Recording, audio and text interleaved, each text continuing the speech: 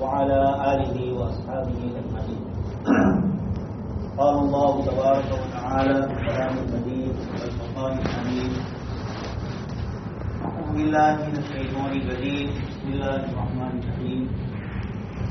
قرب للناس حسابهم وهم في غفلة معرضون ما يأتيهم من ذكر من ربهم محدث إلا استمعوه وهم يلعبون لاهية قلوبهم. صدق الله العظيم وصدق رسوله النبي الكريم ونحن على ذلك لمن الشاهدين والشاكرين والحمد لله رب العالمين. محترم و مکرم علماء کرام اور ایمان والے بھائی، آج کی تراویح میں سورہ انبیاء کا پاؤ پارا مستقل ہو چکا ہے. اس کے بعد سے سیدنا ابراہیم علیہ السلام کے واقعے سے ابتدا اور آغاز ہوتا ہے آج کی تراویح. اس کے بعد والی سورت ہے سورہ حج، اور پھر اس کے بعد والی سورت ہے سورہ مومنون. اللہ تبارک و تعالیٰ نے سورہ انبیاء میں 17 انبیاء کرام علیہ السلام کے واقعات کی طرف اشارہ فرمایا. اس سورت کی ابتدا فرمائی جیسے میں نے آپ کے سامنے آیات پڑھی کہ لوگوں کے لیے حساب کا وقت قریب آ گئے، لیکن وہ غفلت کے اندر اعراض کیے ہوئے ہیں، الگ تھکے ہوئے ہیں. ما یاتیہم من ذکر من ربہم محدث، اللہ پاک کی طرف سے جب بھی کوئی آپ صلی اللہ علیہ وسلم کے ذریعے نئی وحی کا آغاز ہوتا ہے، نئی آیات اور اللہ پاک کا پیغام آتا ہے، تو یہ حضرات اس کا استحضاء اور مذاق کرتے ہیں. لاہیۃ قلوب، اللہ پاک نے اس کی وجہ بتلائی کہ ان کے دل غافل، گویا غفلت. اللہ پاک نے سورہ انبیاء کا آغاز فرمایا کہ نبیوں کی باتوں کو سننے والے حضرات غافل نہیں ہوتے، وہ فوکس ہوتے ہیں، وہ نبی کی باتوں کی طرف متوجہ ہوتے ہیں. سماج اور ماحول اور سوسائٹی چاہے کتنی بھی خلاف ہو، لیکن یہ حضرات انبیاء کرام علیہ السلام کی باتوں پر جمے ہوئے ہوتے ہیں. اور اس کے مقابلے میں انبیاء کے مقابل اور ان کی مخالفت کرنے والے جو لوگ ہوتے ہیں، یہ دنیا اور دنیا کے بعد کی زندگی، آخرت کی زندگی سے غافل ہوتے ہیں. ان کو اس سلسلے کا کوئی پتہ نہیں ہوتا ہے. چنانچہ کل کی تراویح میں آیات گزری اور آج اصحاب بارے میں بھی آیت آ رہی ہے کہ ہماری دنیا کی زندگی ایک خون اور تماشا ہے، اور پھر اس کے بعد ایک دن ختم ہونا ہے، پھر آخرت کی زندگی کوئی نہیں ہے. ہیہات لما توعدون، یہ کہہ رہے ہیں کہ کوئی مرنے کے بعد کی دوسری زندگی نہیں ہے.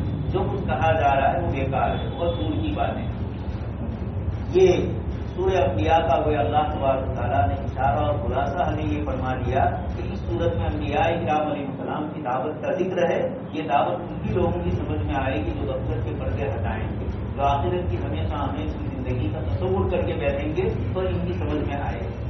اللہ تبارک و تعالیٰ نے سیدنا ابراہیم علیہ السلام کی قصے کو ذکر فرمایا. اس سے پہلے گزشتہ کل کی تراویح میں ایک آیت آ چکی: اولم ير الذين كفروا ان السماوات والارض كانتا رتقا ففتقناهما وجعلنا من الماء كل شيء حي. اللہ پاک نے سائنس کی ایسی بتیوں کو ان آیات میں کھولی ہے کہ سائنسداں اپنی برسوں کے سفر اور برسوں کی کوششوں کے بعد بھی اب تک اس کو تلاش کر رہے ہیں. اس کے آغاز کا بھی یہ ہے. اور ابھی چند سال پہلے سائنس کا ایک نظریہ قائم ہوا بگ بینگ، یعنی یہ جو دنیا ہے یہ کس طریقے سے آباد ہے، آسمان اور زمین کا نظام کیسا تھا، اور کس طریقے سے دونوں ایک دوسرے سے علیحدہ ہوئے. آخر وہ کون سا کण اور وہ کون سا چھوٹا سا مادہ اور ایٹم ہے جس کو آسمان سے الگ ہو کر زمین کا وجود ہوا، اور ان دونوں کے ٹکراؤ سے پھر اس کے بعد زمین نیچے آئی، گری، اور برسوں تک رہنے کے بعد اس حال میں ہوئی جس حال میں ہم دیکھ رہے ہیں. کروڑ سال اس پر گزر گئے. سائنسدانوں نے اس کے لیے یوروپ کے ایک ملک کے اندر 27 کلومیٹر کی زمین کے اندر انہوں نے سرنگ بنائی، اور مشینریاں ہیں. 7,000 سائنسداں سوئٹزرلینڈ میں 7,000 سائنسداں اس پہ لگے ہوئے ہیں، اور مسلسل وہ اس کوشش میں تھے. 10 سال پہلے انہوں نے اس ایک جز کو، ان دونوں کا ٹکراؤ کیا. مختلف قسم کے جو ایٹم ہیں ان کو ایک دوسرے سے ٹکراؤ کر کے انہوں نے یہ دیکھنا چاہا کہ دنیا کا وجود کیسے ہے، یہ صرف کیسے وجود آیا، اس پر بیچارے محنت کر رہے ہیں. اللہ پاک نے آیت میں اشارہ فرما دیا ان السماوات والارض کانتا رتقا، آسمان اور زمین یہ دونوں کسی زمانے میں ایک دوسرے سے ملے ہوئے تھے، تو فتقناہما، ہم نے ان دونوں کو ایک دوسرے سے الگ کیا، ہم نے کیا. جب انسان یہ سوچے گا کہ اس کو الگ کرنے والی ذات ہے تو پھر انسان یہ سوچے گا کہ آخر یہ کیوں بنا ہے اور مجھے کیوں بنا ہے اور میری زندگی کا مقصد کیا ہے، تو پھر وہ آخرت کی زندگی کی طرف سوچ رہے ہیں۔ اس وقت جو دنیا کے اندر بڑی بڑی سائنس کی محنتیں ہو رہی ہیں، لیکن ابتدا ہی سوچ سے ہو رہی ہے کہ نعوذ باللہ اس کائنات کا وہ خالق اور مالک انسان اپنے اعتبار سے ریسرچ اور تحقیق کرتا رہے اور چیزوں کے اندر گھستا رہے اور نئی نئی معلومات حاصل کرے۔ لیکن معلومات کے بعد کیا یہ سارا دنیا کا نظام اتنا منظم طریقے سے چل رہا ہے کہ سورج اپنے محور کے اوپر، زمین اپنے محور کے اوپر گھوم رہی ہے، سورج اپنی گردش کے اندر ہے، چاند اپنی گردش میں ہے، ہزاروں لاکھوں کروڑ سیارے سے اوپر لگے ہوئے ہیں اور سب اپنے اپنے کام میں کل فلکی یسبحون، اس آسمانی فضا میں وہ تیر رہے ہیں۔ اللہ پاک نے یسبحون فرمایا، تیر رہے ہیں۔ اتنا بڑا نظام آخر کس مقصد کے لیے؟ اللہ پاک نے یہاں اولم یر الذین کفروا، اللہ کے ناشکرے اور نافرمان بندوں کو خطاب کیا کہ ذرا یہ تو سوچئے کہ آسمان و زمین کا اتنا بڑا نظام، یہ زمین اور آسمان ملے ہوئے لیکن ہم نے ان کو الگ کیا، یہ سب کیا ہے؟ وجعلنا من الماء كل شيء حي، پانی سے ہم نے ہر زندہ چیز کو پیدا کیا۔ پانی کہاں سے آیا ہے؟ پانی میں آخر وہ کون سی چیزیں ہیں؟ لیکن اللہ پاک ہی پیدا کرتا ہے۔ جب سائنس کے اندر الحاد اور لادینیت کا دور آیا تو ہیکل نام کا ایک سائنسداں آیا، اس نے کہا کہ مجھے کچھ آکسیجن دے دیا جائے اور مجھے کچھ اور دوسری چیزیں پانی وغیرہ دی جائے تو میں حضرت انسان کو پیدا کر سکوں۔ یہ الفاظ ہی الفاظ تھے۔ اب تک انسان اپنی حقیقت سے واقف نہیں ہو سکا ہے۔ سائنس کی دنیا میں ایک مضمون چل رہا ہے، انسان کس کی تلاش؟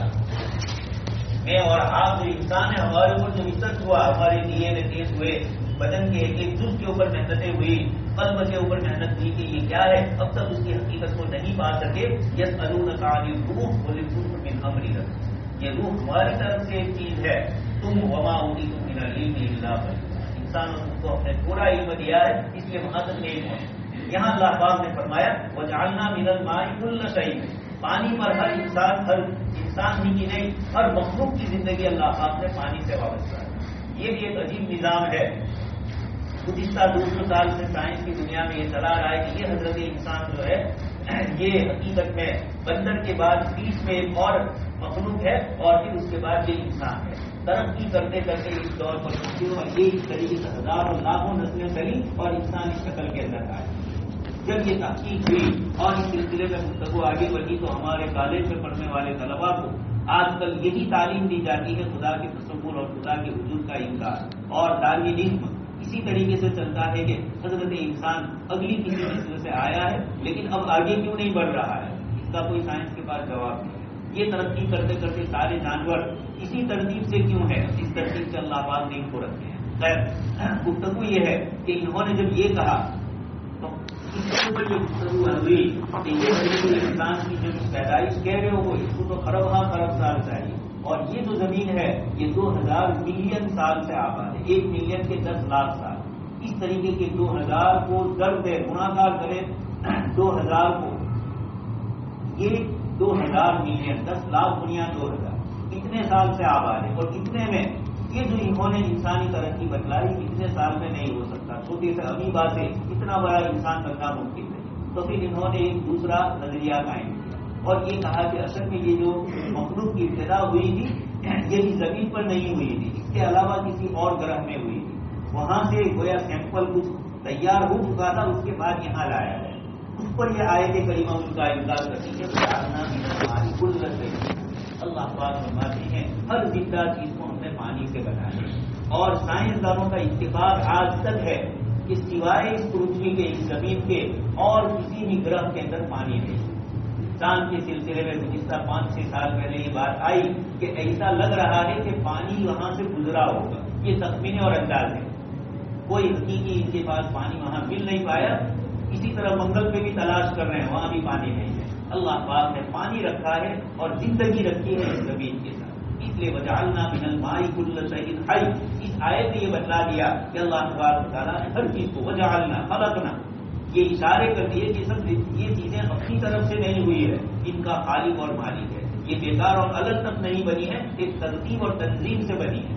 اسی لیے ایک امریکی سائنسدان جو بعد میں عیسائی مذہب میں پکا ہو گیا، پہلے ملحد تھا، اس نے یہ کہا کہ جب ہم لقمہ کھاتے ہیں اور کھانے سے لے کر ہضم ہونے تک کی جو اس کی پوری ترتیب ہے، پرکریا ہے، اس پوری ترتیب کے اندر اس طریقے سے یہ لقمہ ہمارے منہ میں جانے کے بعد اللہ پاک اس کو وٹامنس میں، خون میں اور معلوم جو ضروریتیں ہیں، الگ الگ قسم کے رس بنتے ہیں جسم کے اندر، یہ ساری جو ترتیب ہے اور ہضم ہونے تک کی 5-6 گھنٹے کی یہ پوری ترتیب ہے، اس میں کتنی چیزیں ملی ہوئی ہے، وہ یہ کہتے ہیں کہ یہی کسی خالق اور مالک کی پہچان کی ترتیب کہ یہ لقمہ بننے کے بعد اس کو غذائیت اندر دینا اور جسم کو جن چیزوں کی ضرورت ہے اس کو اندر لے لینا اور باقی کو پیشاب، پاخانہ اور پسینے کی شکل میں نکال دینا، یہ جو پورا ایک نظام ہے یہ کسی کے بس کی بات نہیں ہے. یہ اتنی ترتیب سے چلنا یہ خود اپنے اندر کسی خالق اور مالک کے وجود کی دلیل بتلاتا ہے. اس لیے اللہ تبارک تعالیٰ فرماتے ہیں وجعلنا فی الارض رواسیا، پھر اللہ پاک نے احسان فرمایا کہ اس زمین کے اوپر اللہ پاک نے پہاڑوں کو گاڑا. ان تمید بکم، یہ پہاڑ کیوں ہے؟ آپ جانتے ہیں دنیا کا نقشہ 29% پانی ہے، 29% خشکی ہے اور 71% پانی. اب اس کے اندر ہمارا کس طریقے سے رہنا ہے؟ یہ زمین ہلتی کیوں نہیں ہے؟ اوپر سے جب نقشے میں دیکھتے ہیں تو یہ لگتا ہے کہ ایک چھوٹا سا طبقہ ہے اور وہ ایک بڑا ملک ہوتا ہے. اوپر سے زمین کا نقشہ، یہ ایک چھوٹے سے جزیرے کو 5 میل 6 میل کا جزیرہ، چاروں طرف پانی ہے اور بیچ میں یہ کیسے آباد ہے. اللہ تبارک تعالیٰ نے اس پورے زمین کے نظام کو کس طرح رکھا ہے؟ یہ جو پہاڑ اللہ پاک نے ڈالے ہیں یہ زمین کے بیلنس کے اللہ پاک چاہتے تو اس کی ضرورت نہیں تھی، لیکن اس نے انتظام بتلایا کہ ہم نے ظاہری اسباب کی شکل کے اندر ان پہاڑوں کو تمہارے لیے اس لیے رکھا ہے. چنانچہ ساؤتھ انڈیا میں یہ ہوا، جنوب میں کئی جگہ پر پہاڑوں کو تراش کر کے انہوں نے کچھ وہاں سے راستے نکال رہے تھے اور کچھ چیزیں کر رہے تھے، پہاڑوں کو تراش تو اس علاقے میں زلزلے کثرت سے آنے شروع ہوئے. تو پھر بناوٹی اور مصنوعی طور پر پہاڑوں کو سیمنٹ سے لا کر پہاڑوں پر پتھروں کو لایا گیا اور سیمنٹ سے ان کو جوائن کر کے وہاں اس زمین کے اندر بیلنس باقی رکھنے کی کوشش کی. تو اللہ پاک فرماتے ہیں وجعلنا فی الارض رواسیا ان تمید، آگے فرمایا وجعلنا السماء سقفا محفوظا، آسمان کو ایسی محفوظ چھت بنایا بغیر ستون کے. اللہ پاک فرماتے ہل تری من فطور، بار بار دیکھو ثم ارجع البصر کرتین ينقلب الیک البصر خاسئا، تمہاری نگاہ واپس آئے گی ناکام ہو کر، لیکن تمہیں کہیں کوئی درار ہو، کوئی پتن نظر نہیں آئے. کروڑ سال سے یہ آسمان کا نظام ہے، زمین کا نظام ہے، کوئی کسی کی ضرورت نہیں، کوئی اس کے لیے میکینیکل کی ضرورت نہیں، کوئی کسی عضو کے اندر ادھر ادھر توڑ پھوڑ نہیں ہو رہی ہے. اللہ پاک فرماتی ہے ہماری خدائیت کی دلیل. یہ ساری چیزیں اللہ پاک نے ذکر فرمائی. اب اس کے بعد اللہ پاک کی توحید کے لیے سیدنا ابراہیم علیہ السلام کے واقعے کو ذکر کیا جا رہا ہے. ابراہیم علیہ السلام اور ان کی قوم کے درمیان گفتگو اللہ پاک ذکر فرماتے ہیں. آج کی تراویح اسی سے شروع ہوتی ہے. وَلَقَدْ آتَيْنَا إِبْرَاهِيمَ رُشْدَهُ مِنْ قَبْلُ وَكُنَّا بِهِ عَالِمِينَ. سیدنا ابراہیم علیہ السلام کو ہم نے سمجھ اور عقل عطا فرمائی تھی اور ہم ان کے متعلق جاننے والے تھے، اس لیے کہ ہم نے ان کو پیدا کیا تھا، ہم نے ان کو توحید کا علم بردار بنایا. اذ قال لأبيه وقومه، آپ نے اپنے والد محترم سے اور اپنی قوم سے کہا ما هذه التماثيل التي انتم لها عاكفون، یہ بت اور یہ تراشی ہوئی تمثیلیں یہ کیا ہے جن کے اوپر تم برسوں سے جمے ہوئے. یہی جواب ہوتا ہے قالوا وجدنا آباءنا لها عابدين، ہم نے باپ داداؤں کو دیکھا کہ وہ اس کی عبادت کر رہے ہیں. اللہ پاک نے دوسری جگہ پر فرمایا کہ کیا تمہارے باپ دادا اگر غلط کرے تب بھی اس طرح ہو. یہاں بھی اللہ پاک نے فرمایا لقد کنتم انتم وآباؤکم فی ضلال مبین. ابراہیم علیہ السلام نے فرمایا باپ دادا سے چلی ہوئی چیز اللہ نے تمہیں عقل دی ہے، شعور دیا ہے، سمجھ دی ہے. اسی لیے آگے والی سورت کے اندر سورہ حج کے اخیر میں اللہ پاک نے اخیر رکوع میں فرمایا یا ایھا الناس ضرب مثل فاستمعوا له، اے انسانوں، یا ایھا المؤمنون نہیں کہا، ایمان والوں کو نہیں کہا، ساری انسانیت. یہ دلیل ہے کہ قرآن میرے اور آپ کی چارہ داری اور ذمہ داری نہیں ہے، قرآن اللہ پاک کا کلام ہے، ساری انسانیت کے لیے اللہ پاک نے اتارا ہے. اس لیے ہمیں اللہ کے بندوں تک اس کو پہنچانا ہے کہ اللہ کے اس کلام میں کیا دعوت. اللہ تبارک تعالیٰ نے اس میں یہ فرمایا اے لوگوں تمہیں ایک مثال بیان کی جاتی ہے، بالکل ایک ایسا اداہرن دیا جاتا ہے جو سب کی سمجھ میں آ جائے.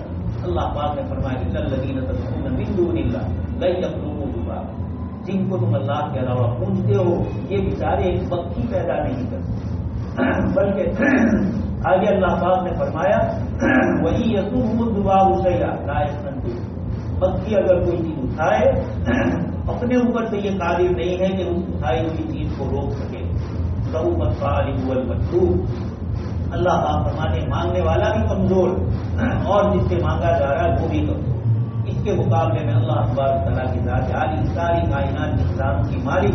تو حضرت ابراہیم علیہ السلام نے فرمایا کہ جس کی تم عبادت کرتے ہو تمہاری باپ دادا عبادت کرتے تھے. حضرت ابراہیم علیہ السلام نے فرمایا اجئتنا بالحق ام انت من الغائبین. ان لوگوں نے کہا کہ آپ کے پاس کوئی دلیل ہے؟ ابراہیم علیہ السلام نے فرمایا میرا پروردگار یہ نہیں ہے رب السماوات الذی والارض الذی فطر، میرا پروردگار وہ ہے جس نے آسمان اور زمین کو پیدا کیا. آگے ابراہیم علیہ السلام نے کہا میں تمہارے بتوں کے متعلق کچھ کروں گا. اور پھر اس کے بعد ایک دن میلے کا ہوا جس کے اندر یہ سب لوگ شہر سے باہر نکلے. ابراہیم علیہ السلام عنوان ہے، آپ نے انکار کر دیا، ان کی سقیم بیماری کا عذر پیش کیا.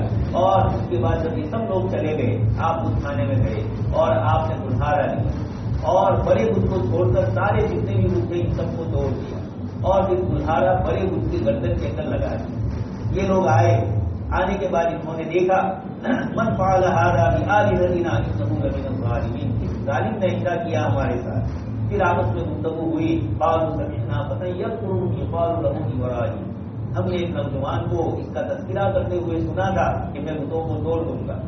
حضرت ابراہیم علیہ السلام کی آیت اگلی میں ہی ہے، آپ نے فرمایا تھا اللہ لاقیدن اصنامکم، میں تمہارے بتوں کے متعلق کوئی تدبیر کروں گا. قالوا فأتوا به على أعين الناس، سب مجمع کے سامنے ان کو بلایا جائے. چنانچہ سب کی گواہی کے سامنے لایا گیا اور یہ پوچھا گیا أأنت فعلت هذا بآلهتنا یا ابراہیم، کہ ابراہیم آپ نے ہمارے بتوں کی یہ ضرورت بنائی. حضرت ابراہیم علیہ السلام نے جواب دیا قال بل فعل کبیرهم هذا، یہ تو تمہارے بڑے بت نے کیا ہے، فاسألوهم إن كانوا ينطقون. اب ابراہیم علیہ السلام نے ایک جملہ بڑھا دیا، تم اس بڑے بت سے پوچھو کلہاڑا تو اس کی گردن پر ہے، اسی نے سب کو ختم کیا ہے. ان قانون ینطقون، اگر یہ بول سکتے ہو تو ان سے پوچھو. یہ جملہ تھا کہ جو بول نہیں سکتا وہ تمہاری حاجت اور ضرورت کیا پوری کر سکتا ہے. اور پھر اس کے بعد فرمایا فرجعوا الی انفسہم، اللہ پاک فرماتے ہیں آخر کچھ تو عقل ان میں بھی تھی. فقالوا انکم انتم الظالمون، اپنے دل میں سوچا اور سوچ کر یہ کہنے لگے کہ ہم یہ تو بیوقوف ہے، ابراہیم جو کہہ رہے ہیں وہ صحیح ہے لیکن برسوں کا کچھ ایک دم سے نکلتا نہیں. قالوا فتعبدون من دون الله ما لا يضركم شيء ولا يضركم.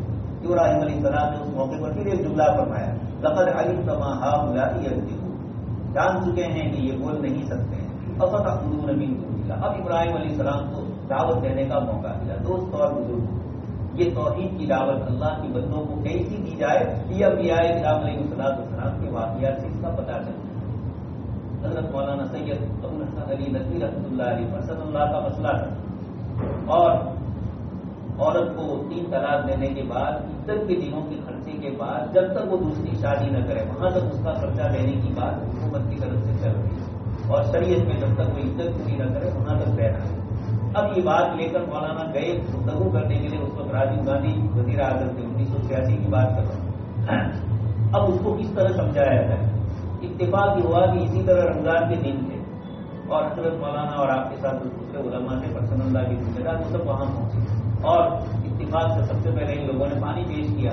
سبھی روزے سے تھے تو سب نے پانی کا انکار کر دیا. راجیو گاندھی نے مولانا سے کہا کہ اتنی شدید گرمی تھی آپ دیکھ رہے ہیں اس وقت، اور اسی لیے ابھی ایک صاحب نے ایک شعر بھیجا میرے اوپر بہت اچھا تھا کہ عجیب ہے مسلمان کی اللہ سے تعلق والی، وضو کر رہا ہے پانی ڈھیر پڑا ہوا ہے اور حلق کے اندر پریشانی، آنکھوں کے سامنے پانی ہے لیکن پانی استعمال نہیں کر سکتا. چپ چاپ کی تنہائی میں بھی روزہ توڑ سکتا ہے لیکن نہیں توڑتا ہے. اسی لیے استو بلی حدیث قدسی میں اللہ پاک نے فرمایا روزہ خالص میرے لیے بچا رکھتا ہے، اس میں کوئی ریاکاری نہیں. خیر مولانا نے کہا یہی بات سمجھانے ہم آپ کو آئے، یہ اب موقع ہے. اس نے یہ کہا کہ آپ اس میں گرمی کے روزے کو سردی کے دنوں میں بارش کے دنوں میں تبدیل نہیں کر سکتے. ان کے یہاں تو ہے کبھی عظیم مان کر کے ادھر اور ادھر کر دیتے. مکہ کے مشرقین محرم کو کبھی اس مہینے میں اور اس مہینے کو محرم میں کر دیتے تھے. اللہ تبارک تعالیٰ نے 10ویں پارے میں اس کا ذکر بھی فرمایا انما النسیء زیادۃ، یہ 4 مہینے غربت والے انہوں نے ادھر ادھر کر دیے. حضرت مولانا علی میاں صاحب نے فرمایا کہ ہم آپ کو یہی سمجھانے آئے ہیں کہ یہ جو شریعت ہے یہ اللہ پاک کی طرف سے اتارا ہے اور قرآن کریم نے ہمیں عزت کرنے کے خرچے کا حکم فرمایا. ہم اپنی طرف سے اس میں زیادتی نہیں کر سکتے لیکن موقع مل گیا اس پانی سے.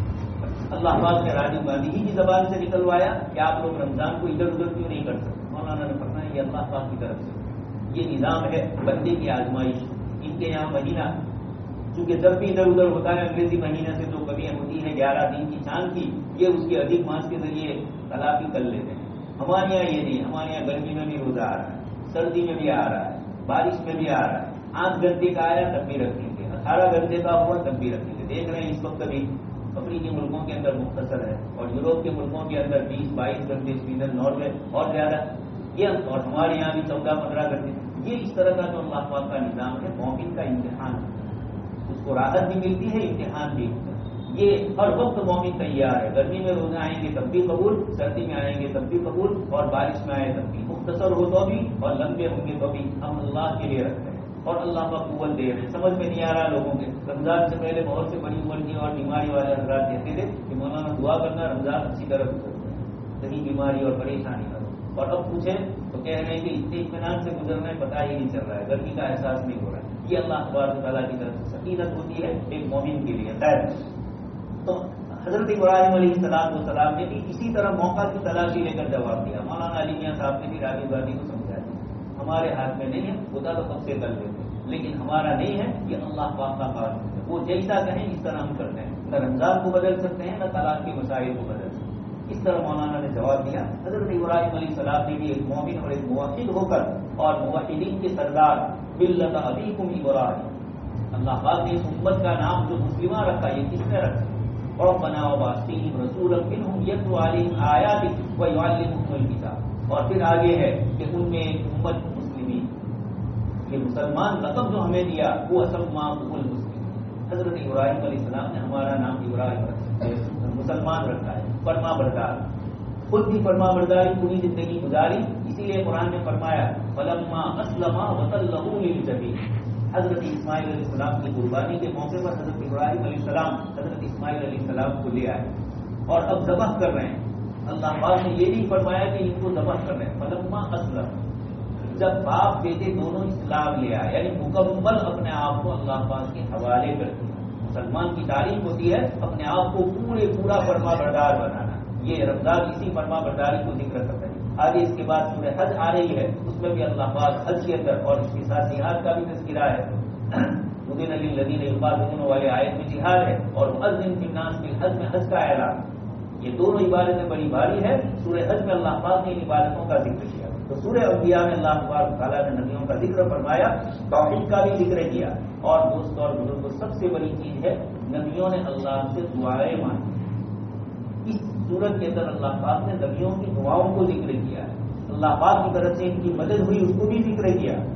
اور اس کے ساتھ ساتھ نوح علیہ السلام نے دعا مانگی. ونوحا اذ نادى من قبل, سیدنا نوح علیہ السلام نے دعا مانگی. اللہ پاک فرماتے ہیں فاستجبنا له, ہم نے ان کو کامیاب کر دیا, ان کی دعا سن لی. ونجیناه, قوم سے نجات دی اور قوم کو غرق کیا. ونصرناه, ہم نے ان کی مدد فرمائی. اوپر ہے ولوطا آتیناه حکما وعلما, سیدنا لوط علیہ السلام کو علم اور حکمت عطا فرمائی. اور ونجیناه من القرية التي كانت تعمل الخبائث, اس بستی سے جہاں گندے کام ہوتے تھے اللہ پاک فرماتے ہم نے ان کو بچا لیا. اللہ تبارک تعالیٰ فرماتے وَأَدْخَلْنَاهُمْ فِي رَحْمَتِهِ. حضرت داؤد علیہ السلام اور سلیمان علیہ السلام ان کو بڑی سمجھ عطا فرمائی تھی. فَفَهَّمْنَاهَا سُلَيْمَانَ, حضرت داؤد علیہ السلام سے بھی زیادہ سمجھ بیٹے حضرت سلیمان علیہ السلام کو اللہ پاک نے عطا فرمائی. کئی ایسے واقعات ہوئے.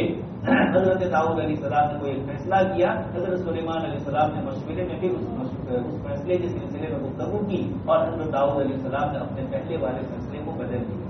یہ بتلایا فہم اور سمجھ یہ اللہ پاک کی طرف سے بہت بڑی دین ہوتی ہے. میں یؤتی الحکمہ فقد اوتی خیرا کثیرا. اللہ پاک جس شخص کو حکمت اور دین کی فہم اور سمجھ دیتے ہیں یہ اللہ پاک کا بڑا احسان ہوتا ہے. اس لیے چاہے دنیا ہو یا نہ ہو, دین ہے, دین کی سمجھ ہے, تو یہ سب سے بڑی چیز. قرآن کریم میں بڑے بڑے سمجھداروں کی قصے ذکر کیے, بڑے مالداروں کے, بڑے حکومت والوں کی قصے ذکر کیے, لیکن اللہ پاک نے ان کو غرق. ایک طرف فرعون ہے اور ایک طرف فرعون ہی کی قوم کے مومن مرد ہے. وقال رجل مؤمن من آل فرعون, انہوں نے اتنی سمجھداری کی باتیں کی اور اس کے مقابلے میں فرعون کی باتیں غرال گمراہی والی, کوئی بات صحیح نہیں. اپنی قوم کو سمجھانے کے لیے، بیوقوف بنانے کے لیے کل کی تراویح میں آیتیں گزری، ان ہذان لصاحبان یریدان ان یخرجاکم من ارضکم، کہ یہ دونوں حضرت موسیٰ علیہ السلام اور حضرت ہارون علیہ السلام، یہ دونوں نعوذ باللہ جادوگر ہیں اور مصر کی زمین سے تم کو نکالنے کے لیے آئے. ساری حکومت کا خزانہ ان کے قبضے میں. حضرت موسیٰ اور حضرت ہارون بنی اسرائیل میں سے جن کو کمزور سمجھا گیا، جن کے بچوں کو قتل کیا جا رہا ہے، عورتوں کو زندہ چھوڑا جا رہا ہے کام کاج کے لیے، ایک ایسی قوم استضعفوا فی الارض، جس کو زمین میں سب سے کمزور سمجھا گیا، ایسی پوری قوم ہے. اور صرف اس قوم کے 2 نبی اور ان کے متعلق فرعون. یہ بتلانا ہے مجھے آپ کو دنیا کا میڈیا، یہ کوئی آج کا نیا میڈیا نہیں ہے. فرعون کے زمانے سے یہ چیزیں قرآن میں بتلا رہا ہے کہ ایک طرف فرعون کے پاس ساری طاقتیں، ساری بدماشیاں ہیں، لیکن اپنے آپ کو کتنا ساہوکار بتلا ہے، اپنے آپ کو کتنا بڑا بتلاتا ہے، اور یہ کہہ رہا ہے کہ یہ دونوں زمین کے اندر فساد مچائیں گے. نہ فساد تو وہ مچائے ہوئے تھا، لوگوں کو زندہ قتل کر رہا تھا، لیکن پھر بھی بول رہا ہے یہ آج بھی یہی ہو رہا ہے. مسلمان دنیا بھر میں مار کھا رہا ہے بیچارہ، لیکن اس کے باوجود اس کو دہشت گرد سے تعبیر کیا ہے. اس کو اس طریقے کے جملے اس کے متعلق استعمال کیے جاتے ہیں کہ یہ بنیاد پرست ہے، ڈنڈا منتل لوگ ہیں.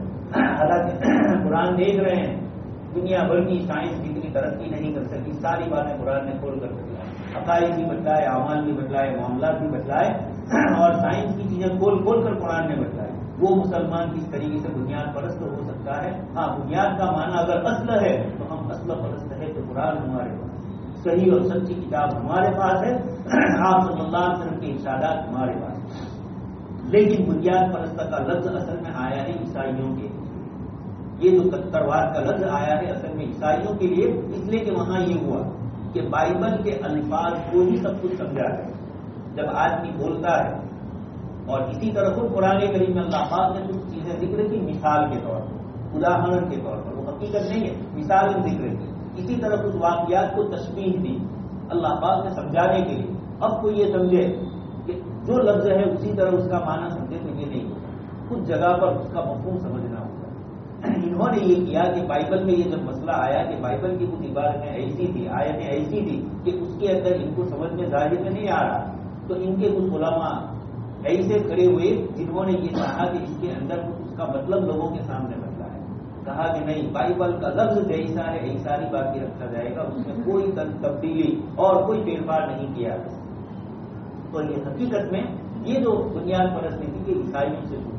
ہمارے یہاں تو اللہ پاک نے قرآن کریم کی دنیا بھر کی زبانوں میں ترجمے تفسیریں ہو چکی ہے، اور پوری دنیا کے سامنے قرآن مختلف زبانوں میں مختلف لوگوں سے خطاب کر رہا ہے. اس لیے یہاں کٹرواد نہیں، یہ تو اللہ پاک کا کلام ہے. جب وہ خود ارحم الراحمین ہے، رحمۃ للعالمین کو آدمی کی تراویح میں سورہ انبیاء کی آخری آیت آ رہی ہے، وما ارسلناک الا رحمۃ للعالمین، تو یہ تو رحمت والا پیغام ہے، اس میں کوئی زیادتی اور کوئی شدتیں نہیں. خیر، ان تمام انبیاء کرام علیہ السلام کی دعاؤں کو ذکر کر کے اللہ پاک نے سب سے پہلے تو یہ بتلا دیا کہ دعائیں قبول کرنے والی ذات اللہ پاک، مخلوق میں سے کوئی کسی کی ضرورت اور کوئی کسی کی دعا قبول نہیں کرتا، نہ کسی کے بس میں.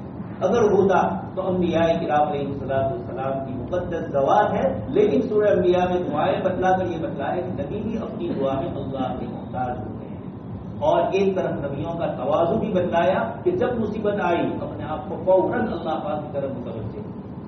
یہ نبیوں کی سنت ادا کر دی ہے کہ انبیاء کرام علیہ السلام جب پریشانی آتی ہے، حدیث شریف میں آپ صلی اللہ علیہ وسلم نے فرمایا کہ اگر تمہارے چپل کی پٹی ٹوٹ جائے، تسمہ ٹوٹ جائے، تب بھی تم اللہ پاک سے مانگو.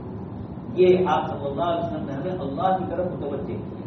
تصور یہ ہو کہ میرا خدا ساری ان تمام چیزوں کا مالک، ان تمام چیزوں کے دینے کا بندے کے ذریعے بھی وہی اختیار رکھتا ہے، وہی بندے کے دل میں ڈالے گا تو مجھے ملے گا، اس کے لیے بغیر اور اس کے دل میں ڈالے بغیر کہیں کسی سے نہیں ملتا. نبیوں نے دعائیں فرمائی، ان دعاؤں میں نبیوں کی عاجزی اور مسکنت معلوم ہوتی ہے. حضرت سلیمان اور داؤد علیہ السلام اتنی حکومتیں دی اللہ پاک نے، ہواؤں کے اوپر حکومت. حضرت داؤد علیہ السلام صنعت له سلم، اللہ پاک نے ان کے لیے وَأَلَنَّا لَهُ الْحَدِيدَ، لوہے کو موم کر دیا تھا، اور ساری چیزیں حضرت داؤد علیہ السلام کے لیے آسان ہوئی. حضرت سلیمان علیہ السلام کے لیے ہوا کے اوپر آپ کو ہوا کا سفر عاصفۃ تجری بأمرہ إلى الأرض التي باركنا فيها، دور دور کا سفر حضرت سلیمان علیہ السلام کے لیے آسان ہو گیا. غدوها شہر ورواحها شہر، دوسری ایک آیت میں اللہ پاک نے فرمایا ایک ایک مہینے کی مسافت چند گھنٹوں کے اندر طے کر لیتے تھے، لیکن اس کے باوجود یہ اللہ پاک کی طرف متوجہ ہوتے۔ آگے حضرت ایوب علیہ السلام کا ذکر کیا، اللہ پاک نے ان کو آزمائش میں ڈالا۔ شیطان نے کہا کہ حضرت ایوب علیہ السلام آپ کی دعا اس لیے کرتے ہیں کہ مالدار ہیں، زمین جائیداد والے ہیں، بال بچوں والے ہیں۔ اللہ پاک کی طرف سے امتحان مقصود ہوا کہ حضرت ایوب علیہ السلام سے یہ چیزیں اللہ پاک نے آہستہ آہستہ لے لی۔ شیطان کو بتلایا کہ دیکھیے جس وقت ان کے پاس سب چیزیں تھیں تب بھی وہ اللہ کی طرف متوجہ، اور جب سب چیزیں لے لی گئی، بیمار ہو گئے، اکیلی بیوی ایک رہی آپ کے پاس، سب لوگوں نے ساتھ چھوڑ دیا، تب بھی حضرت ایوب علیہ السلام اللہ کی بات میں مشغول رہے۔ رب انی مسنی، اور دعا میں بھی یہ جملہ کہا انی مسنی الضر، یہ نہیں کہا کہ باری تعالیٰ آپ نے مجھے تکلیف دی، یہ بے ادبی ہے۔ اس لیے حضرت ایوب علیہ السلام نے یہ فرمایا، دوسری جگہ پر فرمایا کہ شیطان نے مجھے پریشان کیا، کیونکہ شیطان ہی نے میرے متعلق یہ بات کہی، تو شیطان نے مجھے پریشان کیا۔ یہاں انی مسنی الضر، مجھے تکلیف پہنچی، وہ انت ارحم الراحمین، یہ نہیں کہا کہ رحم کیجیے، مجھے تکلیف ہے اور آپ کی ذات عالی رحم کرنے والی ہے، نتیجہ یہ کہ آپ اس پر رحم فرمائیے، لیکن ادب کے ساتھ مانگا۔ اور پھر اللہ پاک فرماتے ہیں فاستجبنا لہ، نبیوں نے جتنی دعائیں کی اللہ پاک نے ان کی دعائیں قبول فرمائی۔ حضرت موسیٰ علیہ السلام اور حضرت ہارون علیہ السلام نے دعائیں کی اور اللہ پاک نے فرمایا فاستجبنا لہ، اور یہ فرمایا کہ ہم نے تمہاری دعا قبول کر لی۔ دوسری ایک آیت میں یہ بھی ہے کل کی تراویح، اللہ پاک فرماتے ہیں ہم نے قبول کر لی، اور برسوں کے بعد دعا کی قبولیت کے آثار ہوئے۔ مفسرین فرماتے ہیں کئی سالوں کے بعد تو بندہ دعا کرے، یہ دعا اس کے لیے یا تو قبولیت ہو جائے گی، جو مانگا وہ مل جائے گا، یا ذخیرہ ہوگا، یا گناہوں سے سیئات سے کفارہ ہوگا، خالی نہیں جائے گی۔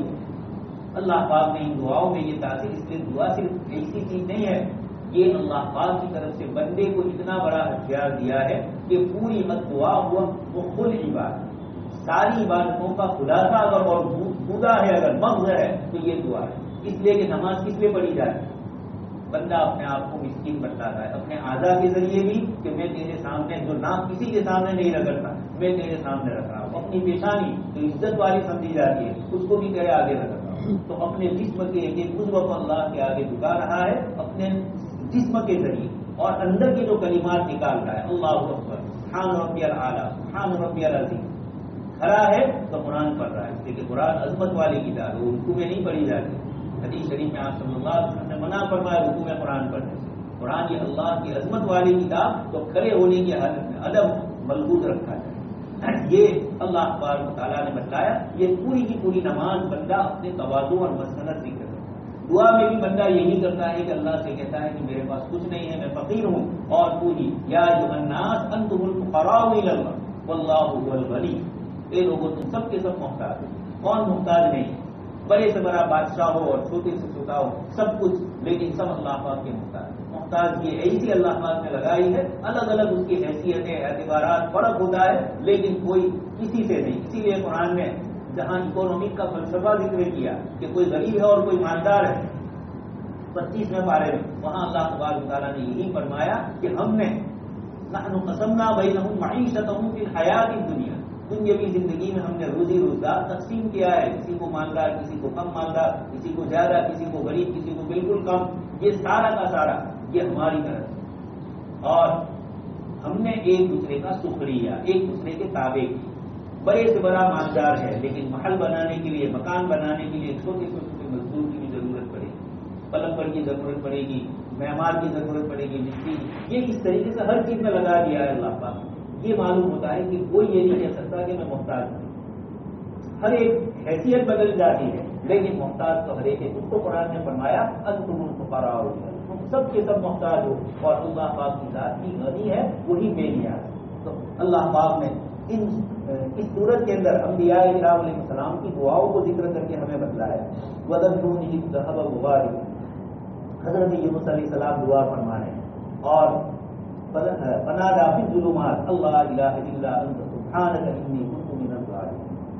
مچھلی کے پیٹ میں اللہ پاک کا نظام ہے، اپنے بندوں کے ساتھ محبت اور تعلق میں عظیم امتحانات ہوتے ہیں اللہ پاک کی طرف سے۔ حضرت یونس علیہ السلام مچھلی کے پیٹ میں یہ دعا مانگ رہے ہیں، اب تو سائنس نے ثابت کر دیا سمندر میں ایسی بڑی بڑی مچھلیاں ہیں، ہم اس کے محتاج نہیں تھے۔ اللہ پاک نے قرآن میں جو معجزات ذکر کیے اللہ پاک کی طرف، اور دنیا میں یہ نہیں ہو سکتا وہ نہیں ہو سکتا، کیوں؟ انسان سوچتا ہے انسانی طاقت کے مخلوق کی طاقت کے اعتبار، جب اللہ کی طاقت سے سوچیں گے تو کوئی چیز رکاوٹ نظر نہیں آتی۔ اور اللہ پاک نے اسی لیے جہاں بڑے بڑے معجزات کا ذکر کیا وہاں اپنی طرف نسبت کی، ہم نے یہ کیا فاستجبنا لہ، سمندر میں ڈالا بھی ہم نے، مچھلی کے پیٹ میں بھی رکھا اور مچھلی کے لیے امانت رکھا گیا، اور اب اس کے بعد زندہ نکالا گیا۔ اس موقع پر یہ دعا کر رہے ہیں لا الہ الا اللہ، پاک آپ ہی اللہ ہے، اوپر بھی آپ ہے، خشکی پر بھی آپ ہے، اور نیچے بھی سمندر کی گہرائیوں میں بھی آپ ہی کی الوہیت چلتی ہے اور کسی کی نہیں۔ انی کنت من الظالمین، میں ظلم کرنے والا، اپنے نفس کے اوپر زیادتی کرنے والا ہوں۔ یہ نبی ہے اللہ کے، لیکن دعائیں مانگ رہے ہیں۔ اللہ پاک نے اس جگہ پر یہ فرمایا فاستجبنا لہ ونجیناہ من الغم وکذلک ننجی المؤمنین، ہم نے حضرت یونس علیہ السلام کی دعا قبول کر لی، ان کو ہم نے غم سے نجات دی اور آگے بشارت دی۔ وکذلک ننجی المؤمنین، حضرت عبداللہ بن عباس رضی اللہ عنہ تفسیر قرآن اس آیت کے متحد فرماتے ہیں کہ اللہ پاک نے یونس علیہ السلام کی دعا قبول کر کے ہمیں بشارت دی کہ جیسے ان کا غم دور کیا، اس لیے جب مومن کو کوئی غم اور پریشانی ہو کسی بھی قسم کی، دنیاوی ہو اخروی ہو، اولاد کے سلسلے کی ہو، مال کے سلسلے کی ہو، اور ایجوکیشن کے سلسلے کی، اسٹوڈنٹ کو کوئی بھی پریشانی ہو، اللہ پاک فرماتے ہیں وَكَذَلِكَ نُنجِي الْمُؤْمِنِينَ، یہ غم سے نجات ہم ہی دینے والے ہیں۔ اس لیے حضرت عبداللہ بن عباس فرماتے ہیں کہ اللہ پاک نے یونس علیہ السلام کی دعا کے بعد مؤمنین کو بشارت دی کہ جیسے یونس علیہ السلام کی دعا قبول ہوئی تمہاری دعائیں بھی قبول ہوگی اللہ سے مانگو۔ وزکریا، اس کے بعد حضرت زکریا علیہ السلام نے دعا مانگی بڑھاپے میں، لا تذرنی فردا، مجھے اکیلے مت چھوڑیے، وانت خیر الوارثین، آپ ہی بہترین مالک ہو۔ اللہ پاک فرماتے ہیں ووهبنا له یحییٰ واستجبنا، ان کی بھی دعا قبول فرما۔ یہ ساری دعائیں اللہ پاک نے ذکر فرمائی، اور اس کے بعد پھر آپ صلی اللہ علیہ وسلم کا ذکر کیا، بیچ میں ایک قوم کا ذکر اشارتاً فرما دیا، کل کی تراویح میں بھی آ چکا، حتی اذا فتحت یأجوج ومأجوج وهم من کل حدب ینسلون، قیامت سے پہلے یہ قوم آئے گی، کہاں ہے، کیسے ہے، مختلف قسم کے اشکالات اور اعتراضات آج کی سائنس میں کیے گئے، لیکن خود جغرافیہ والے اور سائنس والے، ہسٹری والے سب بتلاتے ہیں کہ رات دن نئے نئے جزیرے نظر آ رہے ہیں، فلکیات اوپر کے خبر شاستر میں رات دن دینا فلانا نیا ستارہ معلوم ہوا، وہ ملا نہیں ہے، وہ تو پہلے سے تھا، آپ کی علم کی کمی تھی، آپ نہیں جانتے تھے۔ تھوڑے سال پہلے، ابھی 4-5 سال پہلے سائنسدانوں نے، جو میڈیکل سائنس والے، انہوں نے یہ کہا کہ رات دن سائنسداں انسانی بدن کو چیرتے تھے اور پیٹ اور جسر اور ان سب چیزوں کے اندر الگ الگ آپریشن کرتے تھے، لیکن ایک چھوٹا سا عضو تھا، اس کا نام بھی ان کے یہاں ہے، اس سے پتا، یعنی کاٹتے تھے، سب کچھ کرتے تھے، نظر اس طرف نہیں جاتی۔ یہ عجیب و غریب ہزاروں اور لاکھوں دنیا بھر کے اندر میڈیکل کیمپ لگے ہوئے ہیں اور یہ سب یہ کرنا ہے آپریشن، لیکن کسی کی نظر نہیں۔ اس کے بعد کچھ سائنسدانوں نے اس پر ریسرچ کیا، چھوٹا سا ایک حصہ ہے کہ اب تک اس کے سلسلے کی کوئی معلومات نہیں، اب اس پر ریسرچ شروع کیا ہے، اور یہ کہا کہ اتنے مرتبہ کاٹا گیا، آپریشن کیے گئے، لیکن کبھی اس پر نظر، یہ اللہ پاک بتلانا چاہتے ہیں تمہارے بدن کا اندر کا حصہ، یہ آپ سب کچھ دیکھتی ہے لیکن نیچے ہی کا نظر نہیں آتا۔ ہم نے کھا لیا، سحری کھائی، اب وہ پیٹ میں کیا کر رہا ہے، کون سا عضو، کون سا یہ غذا میں سے کون سی غذا کس عضو کو بنائے گی، خون کیسے بنے گا، کون سا اس میں وٹامن آئے گا، کیسے بن رہا ہے، ہر ایک کے پیٹ کا الگ، ہر ایک کی کتنی الگ کام کر رہے ہیں۔ حضرت مولانا تقی صاحب نے لکھا ہے، پاکستان کے بہت بڑے یہ کڈنی کے اسپیشلسٹ ہیں، ان سے مولانا نے کہا کہ آپ لوگ ایسا کیوں نہیں کرتے، کڈنی میں جتنی بیماریاں پھیل رہی ہے تو آپ مصنوعی بناوٹی کرترم آپ یہ بنا لیجئے اور اس کے ذریعے چلائیے، جیسے دوسرے بہت سارے اردو بنائے ہیں، اس کو بھی بنائیے۔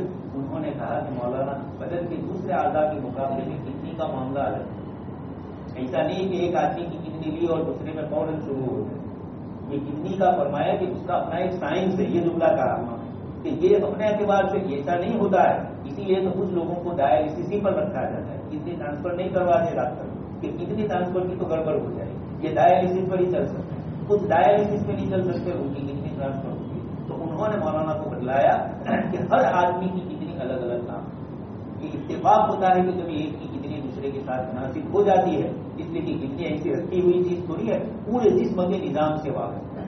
ہم میں سے ہر ایک چیز کھاتے ہیں، ایک کو تکلیف ہوتی ہے دوسرے کو نہیں ہو رہی ہے، رات دن یہ سارا یہ وفی کل شیء لہ آیۃ تدل علی انہ واحد، شاعر کہہ رہا عربی کا، ہر چیز کے اندر اللہ پاک کی نشانی ہے جو دلالت کرتی ہے اور یہ کہہ رہی ہے پکار پکار پر کہ انہ واحد، وہ ایک ہی ذات ہے. لو کان فیہما آلہۃ الا اللہ لفسدتا. کل کی طرح بھی اسی سورہ انبیاء میں آیا ہے کہ اگر اس کائنات کے دو خدا ہوتے تو کوئی بارش برساتا, کوئی بارش کا انکار کرتا, آپس میں اختلاف ہوتے, جھگڑے ہوتے اور کسی طرح نظام قائم نہیں ہوتا. یہ منظم نظام دلیل ہے کہ ایک چلانے والی ذات ہے جو اپنی ہی تدبیر سے چلا رہی. اللہ پاک نے سورہ انبیاء میں یہ سارے واقعات ذکر کرنے کے بعد اس کے بعد والی جو سورت ہے سورہ حج, اس میں حج کا سفر اور حج کی عبادت اللہ پاک کی یہاں بڑی مقبول عبادت ہے. اللہ پاک کی یہاں بڑی اہم 4 جو عبادتیں ہیں فرائض, ان 4 میں سے نماز, روزہ, حج اور زکات. ان 4 عبادتوں میں سے اس سورت کا نام حج رکھا.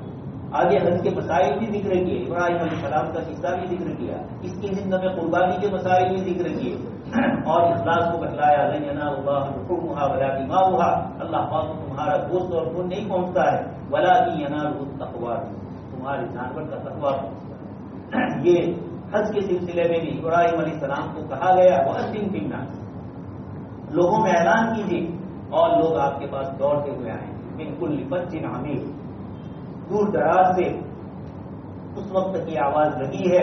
ابراہیم علیہ السلام نے کہا مولا میں کیسے پہنچا سکتا ہوں؟ فرمایا آپ کا کام آواز لگانا ہے, اس کا پہنچانا ہمارا کام ہے. ایسی پہنچی کہ آج بھی مسلمان والہانہ انداز میں اللہ کے گھر کی زیارت کے لیے دورے چلے جائیں.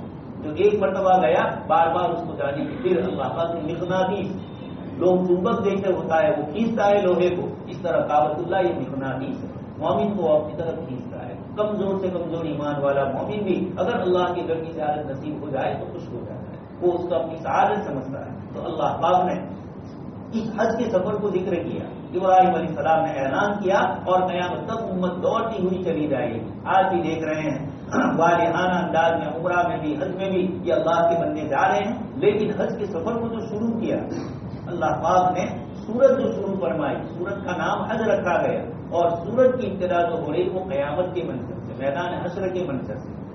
یا ایھا الناس اتقوا ربکم, اے لوگوں اپنے خدا سے ڈرو, اپنے رب سے ڈرو. ان زلزلۃ الساعۃ شیء عظیم, قیامت کا زلزلہ اور ہولناکی اور بھونچال بہت سخت ہوگا. یوم ترونھا تذہل کل مرضعۃ عما ارضعت, وہ ایسا دن ہوگا کہ ہر دودھ پلانے والی اپنے دودھ پیتے بچے کو بھول جائے گی. ماں ہے, اپنے بچے سے کتنی شفقتیں ہوتی ہے, لیکن قیامت کا ہولناک منظر ایسا ہوگا کہ جب سور پھونکا جائے گا یہ بھول جائیں گے. وتضع كل ذات حمل حملها, اور اس کی بھیانکتا ایسی ہوگی کہ حمل والی عورت کے پیٹ سے حمل گر جائے گا, اس کی سختی اور اس کی جو آواز ہوگی اس سے. وترى الناس سکارا, اور آپ لوگوں کو دیکھیں گے کہ یہ مدہوش ہے, نشے میں ہے. وما هم بسکارا, یہ مدہوش نہیں ہے. ولكن عذاب اللہ شدید, اللہ کا جو یہ عذاب اور اللہ کی جو پکڑ ہے, یہ جو بھونچال ہوگا, یہ تو بہت بات کی بات ہے. حدیث شریف میں اور خود حافظ ابن کثیر رحمۃ اللہ علیہ نے کچھ آیتوں کی تفسیر میں فرمایا وَإِذَا الْوُحُوشُ حُشِرَتْ, جب وحشی جانور جمع کر دیے جائیں گے. حافظ ابن کثیر رحمۃ اللہ علیہ نے بہت سارے مفسرین کے حوالے سے لکھا کہ قیامت سے پہلے پہلے زلزلے آئے, کچھ عجیب و غریب اللہ پاک کی طرف سے حالات آئیں. ایک موقع پر ایسا ہوگا کہ انسان اور جانور سب ایک جگہ پر جمع ہو. وحشی جانور ہے, شیر ہے, چیتا ہے, باغ ہے, لیکن انسان کو نہیں مارنے چاہے گا. بڑے بڑے اژدہے ہیں لیکن وہ انسان کو مارنے نہیں چاہے گا, اور انسان بھی ان کو مارنے نہیں چاہے گا. کیوں؟ ہر ایک کو ایک فکر نے ایسا سوار کر دیا ہوگا کہ اسی کے اندر مدہوش ہے. اسی کو قرآن نے فرمایا کہ سب ایک دوسرے کو بھول جائیں گے.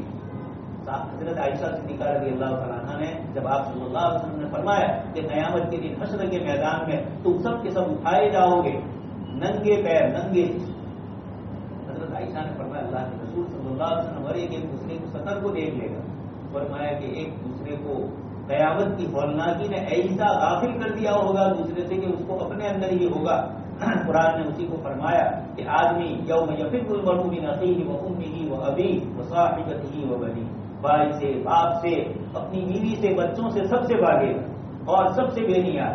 ہر ایک کو قیامت کی ہولناکی نے اپنے اندر مشغول کر دیا ہوگا. یہ تو قیامت سے پہلے ہوگا. قیامت کا منظر اللہ پاک نے یہ فرمایا, یہ حشر کے میدان کے منظر کو اللہ پاک نے سورہ حج کی ابتدا میں فرما کر حاجی کو یہ بتلا دیا کہ جب تو حج کے لیے جا رہا ہے یہ تیرا پورا سفر بھی قبر سے لے کر حشر تک کا ہی نظر آ رہا ہے.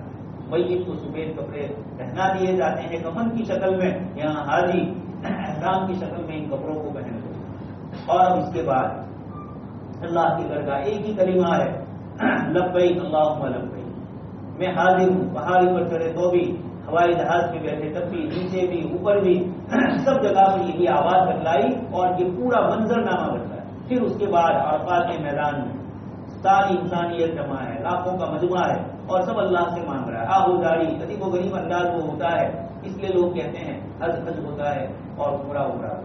حج کا جو منظر ہوتا ہے وہ عجیب ہوتا ہے، لیکن جن کو بیچاروں کو اتنی لمبا خرچہ نہیں مل سکتا ہے، نہیں ادا کر سکتے ہیں وہ، تو کم سے کم عمرہ کے لیے بھی جائے، تاکہ یہ جو اللہ پاک کے گھر کی زیارت، اللہ پاک کی تجلیات وہاں برس رہی ہے، اللہ پاک اس کی توفیق ہم میں سے ہر ایک کو عنایت فرمائے۔ یہ اللہ تبارک تعالیٰ نے حج کے اس سفر سے پہلے اس کو ذکر کیا۔ امام غزالی رحمۃ اللہ علیہ نے بتلایا کہ حج کے دن آدمی انتہائی پریشان، صبح سویرے ایک تو عرفات کے میدان سے نکلا ہے شام کو مغرب کے بعد، مغرب کی اذان ہوئی، ٹائم ہوا لیکن نماز نہیں پڑھی، اور جا رہا ہے وہ مزدلفہ کی طرف۔ مزدلفہ وہاں پہنچ رہے ہیں اور فجر سے پہلے وہاں سے نکل رہے ہیں، یعنی سورج کے نکلنے سے پہلے فجر کی نماز کے فوراً بعد تھوڑی دیر ٹھہرنا ہے، اور پھر اس کے بعد وہاں سے نکلنا ہے، اور پھر اس کے بعد شیطان کو گردنی مارنا ہے، بیت اللہ کا طواف کرنا ہے۔ یہ ساری گرمی ہے، پریشانی ہے، تکلیف ہے، یہ قیامت کے منظر کو یاد دلایا۔ یہاں جیسے اس وقت تو غریب الدیار ہے، اجنبی ملک سے، اجنبی شہر سے آیا ہے، یہ میری زبان بھی نہیں ہے، اس طریقے سے ایک دن ایسا آنے والا ہے کہ اس وقت زبان بھی بدل جائے گی، اس وقت ماحول بھی بدل جائے گا، نفسا نفسی کا عالم ہوگا۔ باپ بیٹے سے کہے گا، اپنی بیوی سے کہے گا، حدیث شریف کی کتابوں میں آتا ہے کہ آدمی اپنی بیوی سے کہے گا قیامت میں کہ میں تیرے لیے کیسا شوہر تھا، وہ تعریف کرے گی کہ آپ بہت اچھے۔ باپ اپنے بیٹے سے پوچھے گا میں تیرے لیے کیسا تھا، بیٹا کہے گا کہ آپ میرے لیے بہت اچھے باپ تھے۔ اب وہ باپ کہے گا یا شوہر کہے گا کہ ایک نیکی مجھے دے، یہ لوگ کہیں گے کہ آپ کو جس کی ضرورت ہے ہمیں بھی اس کی ضرورت ہے۔ دنیا بھر کی یہ ساری رشتے داریاں وہاں ختم ہو جائے گی۔ یہ آپ جس کے لیے گناہ کر رہا ہے، حرام کا ارتکاب کیا جا رہا ہے، جن بچوں اور عورتوں کو راضی رکھنے کے لیے کل قیامت کے دن وہ چھوڑ دیتے ہیں۔ بچپن میں اسکول میں پاس پڑھا تھا، والدین والیہ گزارا تھا، آپ سن ہی چکے ہیں، وہاں بھی یہی تھا۔ اس کو پوچھا نارد منی نے کہ بھائی کیا یہ سب تیرے گناہ میں شریک ہوں گے، یہ تو قصہ ہے، لیکن یہ حقائق کو کھول رہا ہے۔ ہم میں سے ہر ایک کا یہی حال ہے، ہم اسی طریقے سے کر رہے ہیں، اور کل قیامت کے دن جب اللہ پاک پوچھیں گے، اسی لیے فرمایا ان من ازواجکم و اولادکم عدو، ساری عورتیں اور سارے بچے دشمن نہیں ہوتے ہیں، لیکن اولاد میں سے کوئی تمہارا دشمن ہوتا ہے، مراد یہ کہ وہ تمہارے آخرت کو خراب کرتا ہے، اس کے کہنے پر تم گناہ میں مبتلا ہوتے ہو، حرام میں چلتے ہو، اللہ کی ناراض کی ہوئی چیزوں کو بھی عمل میں لے آتے ہو، اللہ کے بندوں کو ستاتے ہو، اپنی اولاد کے لیے، اپنی بیوی کے لیے انصاف سے کام نہیں لیتے۔ یہ سارا کا سارا یہ منظر وہاں ہوگا۔ اللہ تبارک تعالیٰ اس حج کے منظر میں ہمیں اس آخرت کے منظر کی یاد دہانی کروا ہے۔ اللہ تبارک تعالیٰ وہاں حفاظت فرمائے۔ اللہ پاک نے اس موقع پر قیامت کے منظر کو ذکر کرتے ہوئے انسان کی اپنی پیدائش کا پھر دوبارہ ذکر کیا یہاں بھی، اور آج کی تراویح میں جو 18واں پارہ شروع ہوتا ہے وہاں بھی انسان کو بتلایا کہ کس طریقے سے من تراب ثم من نطفۃ، آدم علیہ السلام کو مٹی سے بنایا، اور اولاد آدم کو نطفے سے، منی کے قطرے سے بنایا، ثم من علقۃ، اور پھر اس کے بعد وہی دوسرا بنتا ہے، پھر اس کے بعد اور مزید شکل بنتی ہے، ونقر فی الارحام، ماں کی رحم دانی کے اندر، اور اس کو اللہ پاک نے دوسری جگہ فرمایا تین اندھیریوں کے اندر، ثم نخرجکم طفلا، پھر بچے کی شکل میں ماں کی پیٹ سے نکلتا ہے، پھر جوان ہوتے ہو، ومنکم من یتوفی، کچھ جوانی میں ہی انتقال کر جاتے ہیں، ومنکم من یرد الی ارذل العمر، اور کچھ وہ ہوتے ہیں جو بڑھاپے کو ہوتے ہیں، بڑھاپے کی عمر قرآن نے اس کو فرمایا لکی لا یعلم بعد علم شیئا، جاننے کے بعد بھول جائے۔ 5 منٹ پہلے بڑی عمر کے چاچا ہے، پوچھ رہے ہیں کہ بیٹا یہ کیا ہے، یا یہ کیا کہا، کون آیا،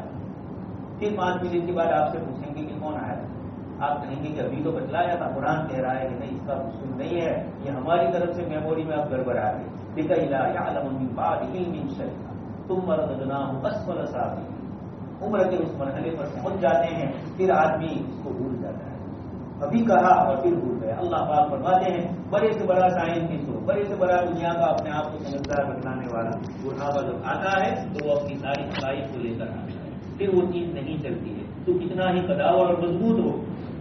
ایک جوان چل رہا تھا اکڑ کے، ایک بزرگ نے اس کو کہا کہ بھائی اتنا اکڑ کے مت چل، کہا کہ میں جوان آدمی، فرمایا کہ تو جوان تو ہے لیکن تیری پوری حقیقت کیا ہے، اول کا پیدائش سے پہلے تو ایک نطفہ تھا اور پھر اس کے بعد آخر کے اندر انتقال کرے گا. آخر تقسیم 2-4 گھنٹے کے بعد بدن سے بدبو آنا شروع ہو جائے, بدن کے اندر کی دوسری گندی چیزیں نکلنا شروع ہو جائے.